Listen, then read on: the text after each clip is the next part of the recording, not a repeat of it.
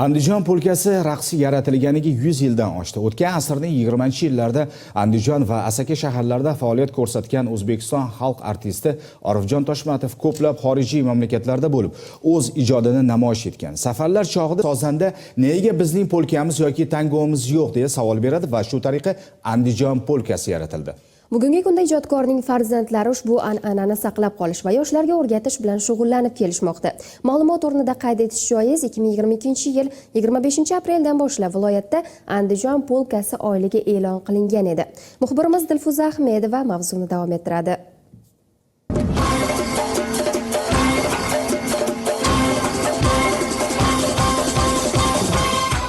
Yangraganida 7 yoshdan 70 yoshgacha qalblarni to'lqinlantirib yuboradigan, tanaga jo'shqinlik, ruhga ko'tarinkilik beradigan kuylardan biri Andijon polkasi yaratilganiga qariyb 100 yildan ortiq vaqt bo'ldi. O'zbekiston xalq artisti Orifjon Toshmatov mualliflik qilgan bu betakror kuyni ramziy ma'noda Andijonning madhiyasi deyish mumkin. Andijon polkasi raqsini andijoncha yo'lda yaratgan, O'zbekistonda xizmat ko'rsatgan madaniyat xodimi Abdug'affor Qodirovning farzandlari, shogirdlari bugun bu raqsni dunyo bo'ylab keng yoyilishiga hissa qo'shmoqdalar.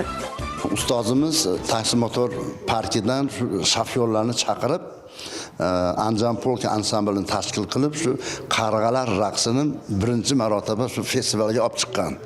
Ustozi o'zini og'zida so'zlagan gaplaridan men hozir gapirib beryapman. Shunda ustozimiz shu raqs san'atining asoschisi Mukarrama Turg'unboyeva jurida o'tirgan bo'lgan, shu raqsni ko'rib yigitlar raqsi bor ekan-u devorgan ekan. Mana Abdug'affor aka yelkasiga urib davom ettir buni. To'xtatma degan ekan. Shu 72-yildan beri shu Andijon polka ansambli bor. Men ansamblga 82-yilda kelganman. Sevimli kuy o'ziga xos shiddati, professionalligi bilan dunyo xalqlari e'tiborini torta olgan. Hozirda Andijon polkasini ko'plab ko'rinishlar yaratilgan. Bu usulda qo'shiqlar ham kuylandi, ammo musiqaning ilk namunasi hech qachon o'z ahamiyati, betakrorligini yo'qotmagan. Shu yigitlarimizni oyoq tashlashiga qarab turib, ritm topib turib, shu Andijon polkasini olib kelgan. Bu o'zbeklarda birinchi polkasi bo'lgan endi. Ungacha bizda polka yo'q. Mana hozir ham shu bitta polka, shu polka. Bunga endi ustoz shunaqa harakat topganki, masalan, oddiy misol. Mana kamon tortish.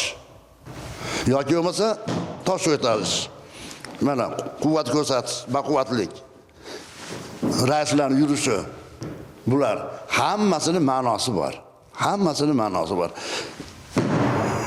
Oshiq tashlashlar. Gapga ham qilib, mana haqiqiy Andijonning yigitlarining harakatlarini olgan. Ayoqda, mana polkaning ritmini bilasizlar.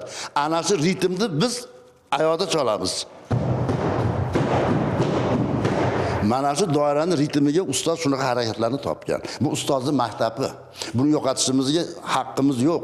Bugun Andijondagi barcha madaniyat markazlarida Andijon polkasi jamoalari faoliyat yuritmoqda. Fidoyi, tajribali ustoz Abdug'affor Qodirovning o'g'illari Abduqahhor, Abduvohid, Abdulhakim Mirzabek akalarning ota izidan borganlari ham yosh avlodning iqbolidir. Haqiqat ustozlarimizdan iltimos qildik. Hozir mana shu ustozlarimiz Andijon polkani Andijon shaharida o'zida, nafaqat Andijon shahar viloyatda yaqinda respublikaga ham borib, xoreografiya oliy o'quv yurtlariga borib, Andijon polkasini yurishlari, turishlari, o'zidagi bir shiddatlarini hammasini o'rgatib kelishdi. Bu albatta biz yutug'imiz deb o'ylayman. Bir asrlik tarixni bosib o'tgan Andijon polkasi raqsini nafaqat yurtimiz yigit-qizlari, balki xorijliklar ham sevib ijro etmoqdalar. Hindistondan kelib Andijonda ta'lim olayotgan talaba Sofiyon ham bu raqsni andijonlik raqs ustasi Alisher Tojiboyevdan o'rganmoqda. Men Andijon davlat tibbiyot institutida o'qiyapman. Hozir 10-kursdaman. Andijon polka raqsini men yaxshi ko'raman. Va u raqsni bizga Alisher aka, ustozimiz Alisher akadan biz o'rganamiz. Qiynalmadim unchalik, jichcha qiynaldim, keyin yaxshi o'rgandim 3-4 kunda. Quvonarlisi shundaki, bugun o'lmas ma'naviy merosimizning avloddan avlodga o'tib, yanada qadr topayotgani, uni keyingi avlodlarga ham shu holda yetkazilishiga davlat siyosati darajasida qaralayotganidir. Dilfuza Ahmedova, Doniyor Aliyev, Andijondan.